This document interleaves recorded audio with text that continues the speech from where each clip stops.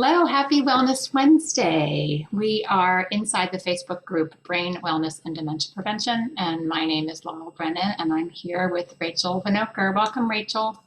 Hi, happy to be here. So glad to have you here. So I'm just going to jump right in and share a little bit about Rachel. So she has been a board certified health, nutrition, and wellness coach since 2008, working with hundreds of people who are struggling and not coping with autoimmune disease. She specializes in alternative approaches to health and wellness, including nutrition guidance, so getting to health from the inside out, stress management, and mindfulness techniques. In her easy to implement customized wellness programs, she provides you tangible tools to help you feel your best, learn to advocate for yourself, reduce symptoms and flares, and thrive regardless of your autoimmune diagnosis. Rachel has been living with 4 autoimmune diseases for over 20 years. So let's hear a little bit about you, Rachel. What got you here? Why are you a health coach? What was your journey? Sure. Well, thank you for the lovely introduction there. You said a lot about what I do now, but how did I get here is really the question. And my journey started back in high school when I was diagnosed with my first autoimmune disease. And at that time, Sorry, we have a dog. He's right behind me. That's okay. My cat might meow as well. At that time, being diagnosed in high school, it didn't really affect my health very much. There weren't many symptoms. It was just sort of randomly caught. And so I went on with my life. I moved across the country. I had big goals and dreams. And at about 25, I got diagnosed with the second autoimmune disease, which really knocked me down for a while. It was pretty intense. So intense that I wanted to move back and be closer to my family. And over the next 20 years or so, there were 2 more additional diagnoses. And the last 3 really, really affected me health-wise. And I realized I needed to take responsibility. I needed to play an active role in my healthcare. And so during those years, I decided to go and become a certified holistic health coach and wanted to, initially help myself figure out, I knew there were things I could do, but I didn't know what they were. And so I went back to school, I became a coach, and I ended up coaching other people. Throughout the years, I had nutrition certifications and other certifications, but I gathered a whole arsenal of tools to help people who are newly diagnosed or waiting to be diagnosed or, dealing with a diagnosis and really feeling hopeless or helpless and not knowing what they could be doing to help themselves, where they don't have to just sit and wait for the doctor to say something, or they don't have to wait till the medication kicks in. There are things that we can do. So I created a very simple way. I wanted to make this easy, not overwhelming. And I came up with what I call the 5-step framework. And that is about giving people their power back. There are things we have responsibility to control and that they are actually in our control. And those are the 5 steps that I work on with clients. So those 5 steps, I'll just name them off and then we can go through them. Yeah. But the 5 steps, the first one is really finding the right doctor. Having the right team of doctors is number 1. And I'll come back to why. But the second step is how to learn to be your own advocate, not just with your doctor, but with your friends and family, so that you can really communicate what it is that you need for support. The third one is stress management. Stress is one of the biggest causes of flares. It's, Google it, it's all over the place. So stress management really is key. And obviously having a disease, a condition, pain, whatever it might be, is stressful. Then we have nutrition, which is very confusing for people. And there's all thoughts of what you should and shouldn't be doing, but it's really about finding what works best for you and reducing inflammation. And then finally, mental mindset. And this is really the hardest for a lot of people, with limiting beliefs and not believing they're ever going to get better. And there's, it's all about being sick and and they literally can't see the light at the end of the tunnel. So that's what I've come up with, the 5-step framework. And it really does offer people the opportunity to thrive regardless of their diagnosis. Yeah. So you figured that out on your own. Through a lot of trial and error. Yeah. And I'm as you were saying all those things, I was just thinking about my own journey, and it probably went in about that order. You know, if finding the right team is like, you got to find the right people that you connect with. So you said you were going to come back and give more details. So what are the details about finding the right team?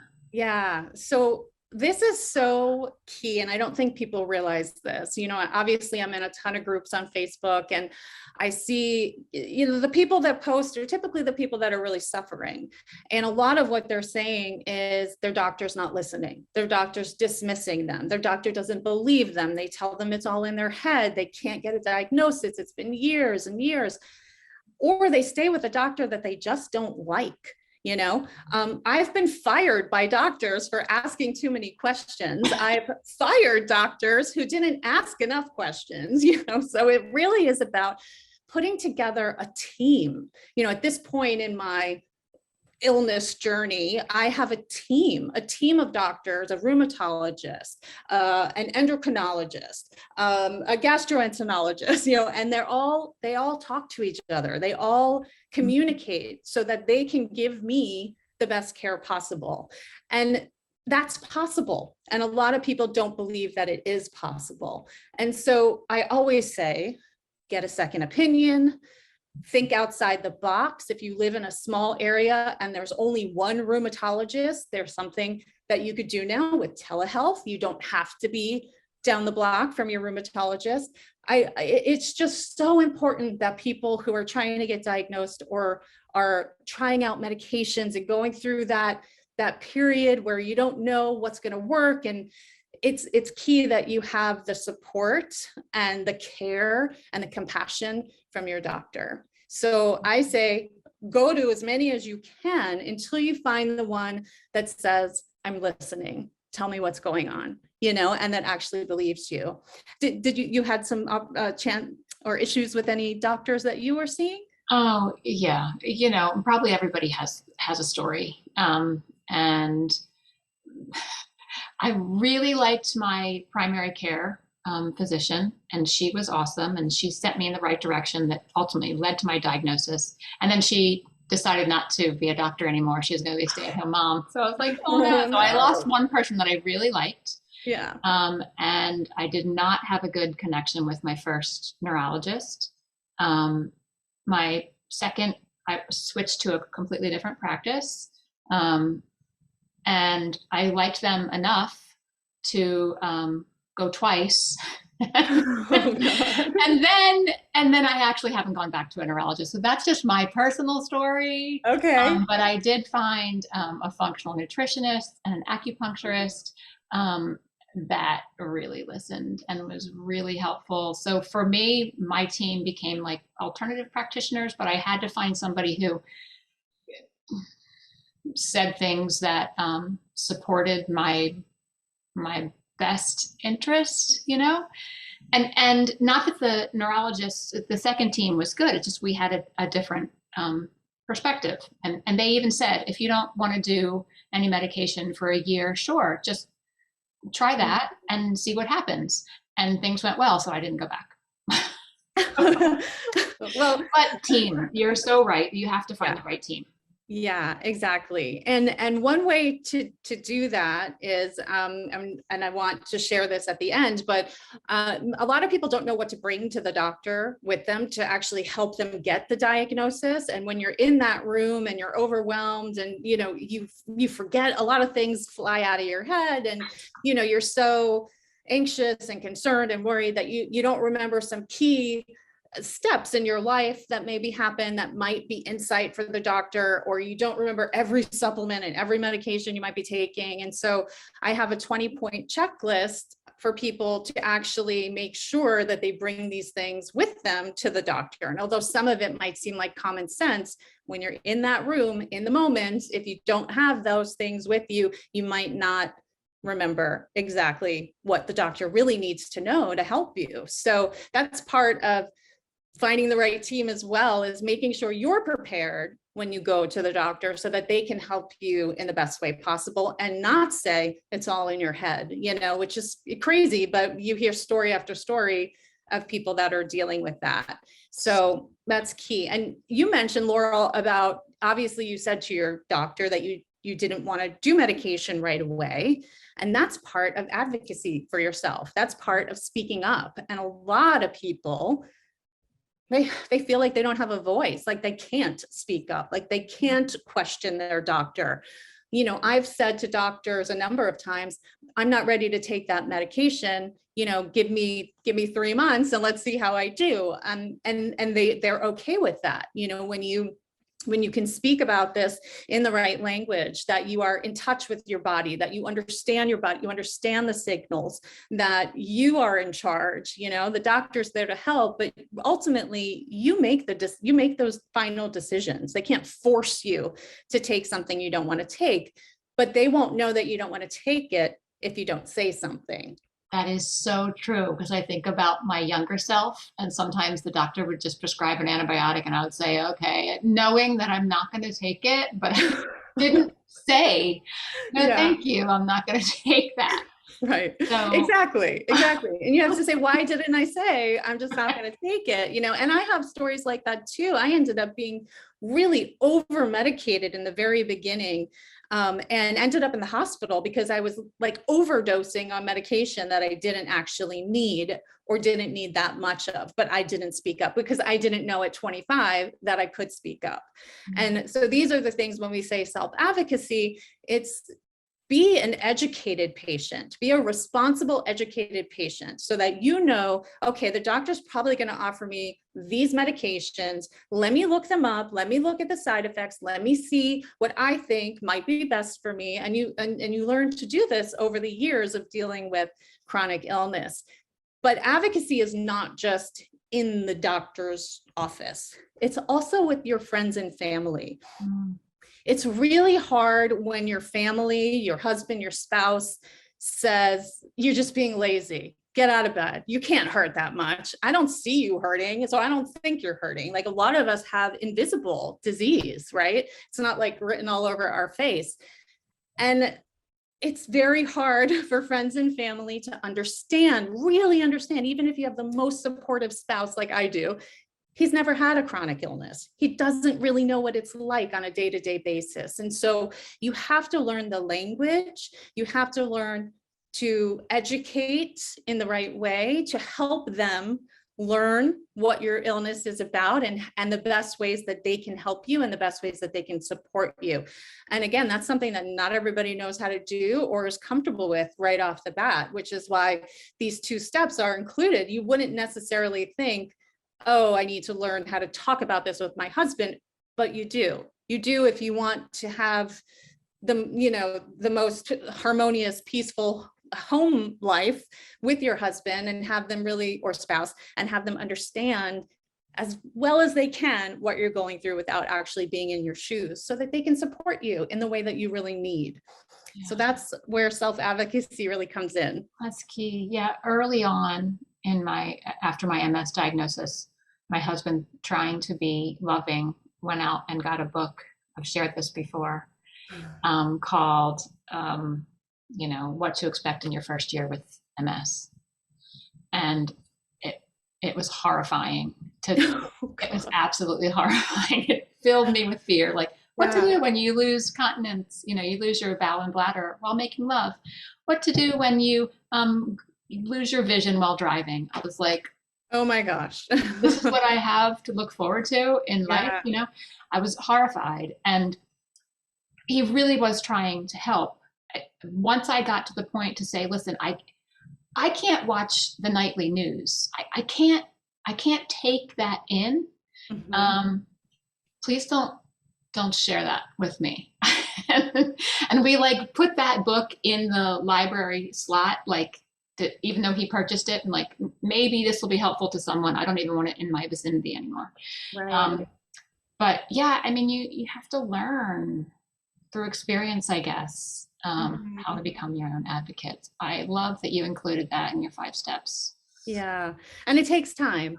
We don't always know what we need until we need it. And especially in the very beginning, but as the years go on, you will learn how to talk about this in the right way to your healthcare team and speak up when you need to, and to your family and friends, because you deserve to have the care and support that you need, right? You just have to know how to ask for it. Right. So steps 1 and 2. Okay. Awesome. Step 3 is stress management. As I said, stress is obviously a big cause of flares and many other things. It increases cortisol, it causes all sorts of issues, adrenal fatigue, like whether you're dealing with high cholesterol, high blood pressure, or an autoimmune condition. Stress management is key. It's key for everybody. And not everybody has a sustainable practice that works for them. Not everybody knows what to do. They hear about meditation, they hear about yoga, they hear about, walking in nature, whatever. They hear about things, they try it for a couple of days, but like 1 or 2 days of yoga is not going to equal a stress management plan. So I like to work with my clients to see what's going to be best for them. One of the things that I include that, it's a little unusual is what I call creative healing arts therapy, which is basically like an art therapy. And there's exercises that you can do that are creative, but what they're doing is tapping into your subconscious. And in a way, they're meditative, and they're also a way for you to express the feelings and the emotions that you might not be able to say. And so for some people, that's the best stress management they can do. And they do, art projects once a week, and it's fantastic for them. Other people really like guided meditations. I have a muscle tension release meditation that I offer for my clients, where you're going through the body and tensing every muscle and then letting it go, and that's very relaxing for people. Whatever it is, you have to find the method that is sustainable for you, even when you're flaring and feeling terrible and, don't even want to get out of bed. There are things that you can do to help not get stressed, not get overwhelmed, because that's only going to make it worse. It's going to make your symptoms worse. So stress management is super key. I'm sure you have some methods that work for you, right? Yeah, that's what my art therapist, dear friend, is going to be very happy that you included that. Oh, cool. And that's something that you're right, that I haven't heard like listed on the, top 5 things to help you relax. But, she would obviously confer that that's a fantastic idea. And for some people is really healing. Yeah.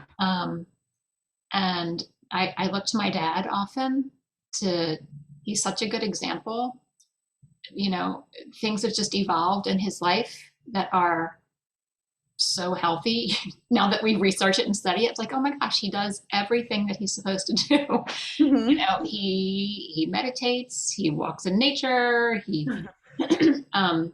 he hangs out with his friends. Like that's a good one. He would never, ever, ever go to the gym. Like he thinks that's just the most ridiculous thing ever. But for some people, that's really important. Like, absolutely. Just like you said, you got to find what works for you. Yeah. Like one of the exercises I actually have on my Instagram or Facebook page, which it's so simple. I call them the I Love You postcards, or postcards of love. And this one is a thank you note. And, you're coloring it with certain colors. All the colors have meanings. You're putting symbols and shapes. All the symbols and shapes have meanings. You're just going with what feels right. You're writing thank you. Even how you write it is giving you insight into your subconscious. And on the other side is a thank you to whoever you're having trouble actually saying thank you to. It could be to yourself. It could be to your doctor. It could be to your husband, your family, whoever it is. We all say gratitude is really key, but sometimes we don't know how to express it. But to put it on a piece of cardboard, a little postcard, you never have to give it to the person, but it is a way of expressing yourself. And just coloring is meditative. It's calming. It's, it's really cool. It's a really cool aspect that a lot of people don't do. And when they do it, they love it. So yeah, so I love including that. I love that one. Yeah, so stress management. Okay, so step 3, Mhm. that's 4. Step 4 is nutrition. Now, this could be controversial.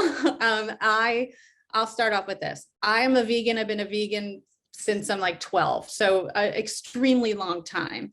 That doesn't mean that I try and make everybody eat vegan. So that's number 1. Will it work for some people to reduce inflammation? Totally.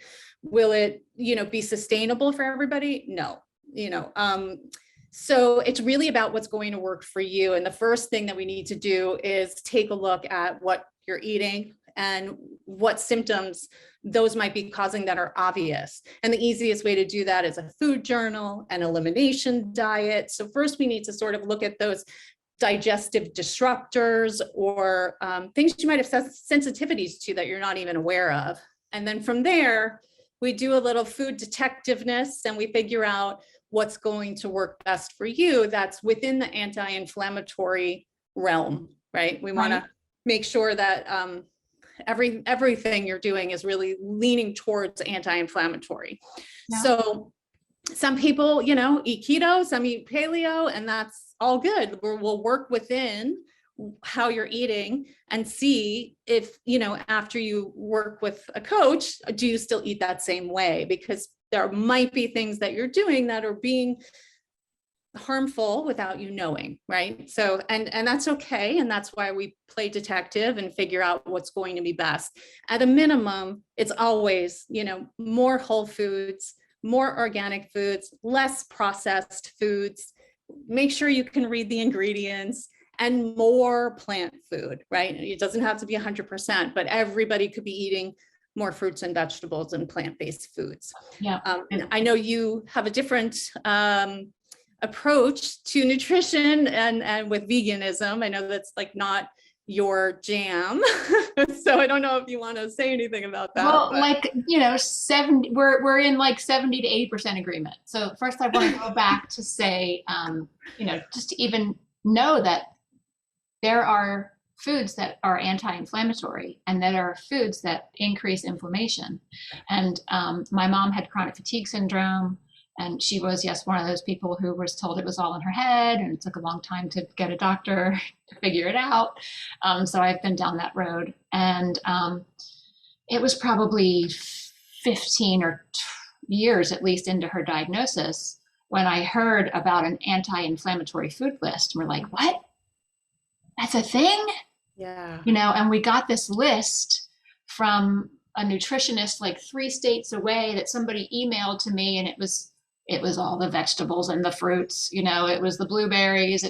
I remember a blueberry being high on that list. It was the herbs and the spices, and there was, what wasn't on there was sugar and grains and alcohol and meat wasn't on there. It wasn't on there.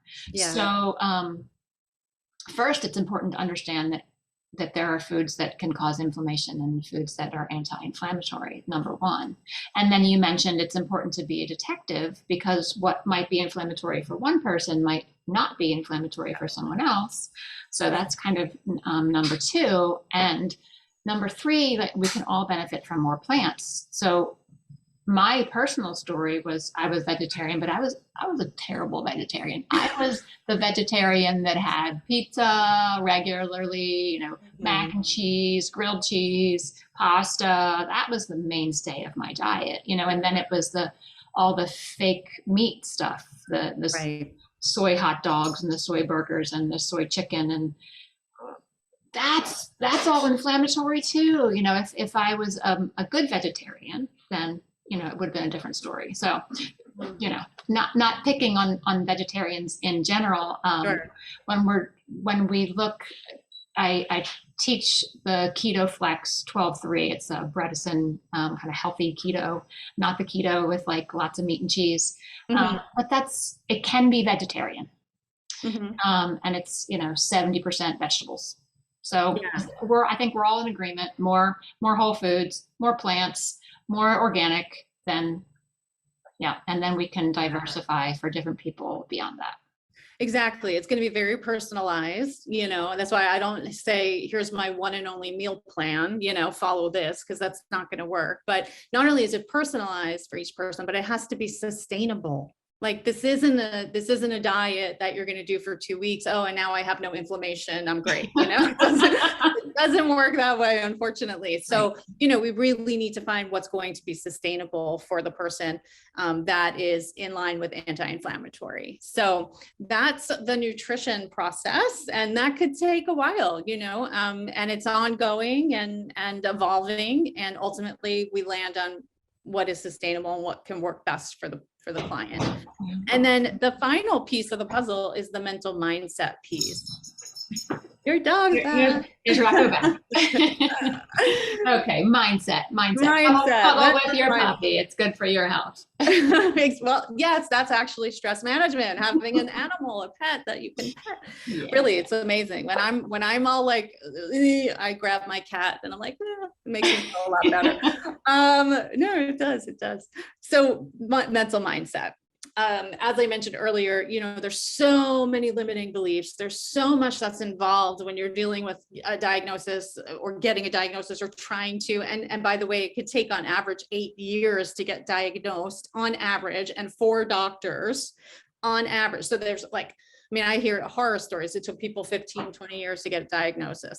So that could really mess with your mental health, right? And mental health is health. And so mental mindset comes down to first understanding your limiting beliefs and learning how to reframe the way that we're thinking to ideally, you know, we're talking about like rewiring the neurons in our brains so that we can change our habits for long lasting change. Again, this is about sustainability. We can't be like, I'm happy today and I'm going to change my mental mindset, but not actually get to the root of what's going on and what you're really feeling, and where those limiting beliefs are coming from, and what are the best ways for habit change for that person. And the reframing is like key, you know. A lot of people are like, I can't work out anymore. I used to, you know, go to the gym 4 times a week, and now I can only go twice, and I hate myself. And it's like, well, wait a minute. Okay, you can't go to the gym 4 times a week, but I can go to the gym 2 times a week. And what that does for me is A, B, and C, as opposed to not going 4 times a week takes this, and this away from me. It's like, well, going 2 times a week gives you this, and this. So it's just about reframing, that it's not what you can't do, it's what you can do. If we're only focusing on all the things that changed since we've been diagnosed and all the things we can't do anymore, there's going to be a very little hope in your life. And that's just going to, you know, continue to drag you down physically and mentally. It's very much interconnected.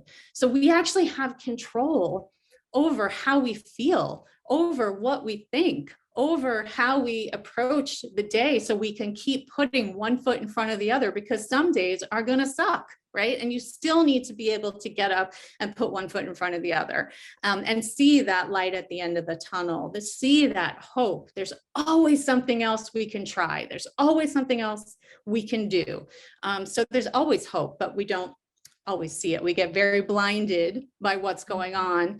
And that's understandable. And that's why people really need coaching, because it's hard to do these things on your own. If you got a piece of paper from your doctor that said you need to do these 5 steps all by yourself, you have no one to help you, that's overwhelming. But if you work with a coach who says, I'm going to guide you through these 5 steps, we're going to make it as easy and as sustainable as possible for you, that really like takes the elephant off the person's chest and they can breathe.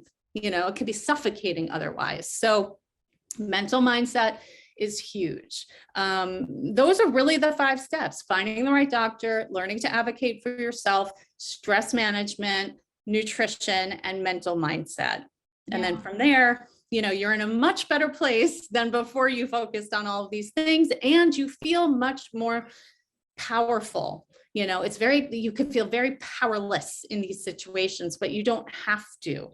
You do have the ability to take responsibility, be an educated patient, and do everything you can for yourself while you're working with medical professionals if you need to. Yeah, that's such a fantastic list. I just love that. I love it, love it, love it. 5-step framework for thriving with autoimmune disease. Yeah, thank you for sharing that. Yeah, of course. Yeah. And I think for your audience, you know, and I'm sure you'll talk about this, but you know, there is a higher risk of dementia with autoimmune disease, with inflammation, essentially, rheumatoid arthritis, inflammatory bowel disease. Those are very much connected to a higher risk of cognitive decline or deficiencies. So it's definitely connected, that even if it's just you have inflammation, but you don't have autoimmune disease, you know, the inflammation is the problem. And, Right. and that's what could be connected to, you know, cognitive decline. Right, absolutely. So when you're getting to root causes to address the autoimmune disease, you're also getting to root causes that will improve brain health. So the study that I came across in preparation was from 2017 from the Journal of Epidemiology and Community Health. And it was an observational study. So they went back and looked at data from the hospitals in England. 1.8 million people between 98 and 2012. And they found that people that were hospitalized from autoimmune disease were 20% more likely to later be hospitalized with dementia. So a couple things that jump out at me from that. Number one, it was people who were hospitalized with autoimmune disease. So you're getting like a narrow focus of the people who are sickest with autoimmune disease. I know lots of people who have autoimmune disease who've never been hospitalized. Maybe their risk isn't any higher. So it gives us kind of a narrow focus. But you mentioned inflammation. This was not a cause and effect study. There's just a correlation. But the things that we know do contribute to dementia, cognitive decline, Alzheimer's, inflammation, heart disease, vascular issues. And if we can address all of those, sorry, we're getting a storm. Is that really loud? Oh, is that this? I wasn't sure if it was your dog or like something else. Yeah, lots of hard rain out there. But like you said, I mean, if we can address the inflammation now with an autoimmune disease when we're 30, maybe we don't get dementia 30 years later. The same study showed that there is a greater increase in vascular dementia, 28%, only a 6% increase with Alzheimer's. But when you're looking at vascular dementia, any vascular issues increase your risk for any cognitive decline. So if you can address the issues that impact heart disease, then maybe these issues don't happen later in life. So that's my theory, and I'm sticking with it. I like it. And that's the thing, like even though this is called the 5 steps for autoimmune, it's really the 5 steps for health in general, right? I mean, there are people who have chronic pain every day, but they don't have autoimmune. There are people who have heart disease that's reversible, type 2 diabetes that's reversible. And these steps are the same steps, just, tweaked essentially for what the person is dealing with. But it's all about finding as much balance in your life as you can with your physical, emotional, and mental mindset. It's all connected, and people need to really understand that and take responsibility. I keep saying that you need to take responsibility, because you do need to take responsibility to help yourself feel the best that you possibly can and keep yourself in the best possible health for preventative care, even if it's just you're totally healthy today, but you don't want to get heart disease down the road. There's things that you should be doing today to help that from not happening. So yeah, it's all very much interconnected, and inflammation is a key piece of the puzzle for so many issues that America, and beyond deal with. The biggest ailments and diseases and chronic conditions, so much of it stems from inflammation.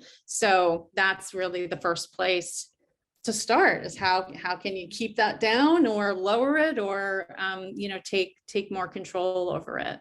Yeah, and many of the things you mentioned directly impact inflammation. So the heart, or sorry, the diet, nutrition, stress management, and mental mindset. Like, we don't understand that really the way we think impacts all the physiology that's going on in our body. If we can just, and if we can get into that relaxed state, inflammation comes down. So I love your 5-step framework. Thank you so much. Oh my gosh, you're welcome. I hope it's helpful. Absolutely. And you mentioned a couple things that I want to come back to. First, how can people find you? And there was something about a 20 point checklist. Yes. So my business is Renew for a New You, all spelled out. Renew for a New You.com is the website, or at Renew for a New You on Facebook and on Instagram. And on my website, there is in the wellness shop, there is a free download for the 20-point checklist of what you should be bringing to the doctor every time you go, whether you're hoping to get a diagnosis or you're playing around with medication and trying to find the right one. You should always have these things with you. And the most information, the more data, it's really, the data is like really important. Our doctors are data driven. So you need certain things. So I would recommend downloading the 20-point checklist at renewfornewyou.com in the wellness shop. And then also I have a free webinar, which is more deeper on the 5-step framework. If your listeners are interested, it's just renewfornewyou.com/5-step-webinar. And that will bring you to the page to register and watch the webinar at your leisure. Okay, awesome. We'll put that in the show notes too, but do you want to say it one more time?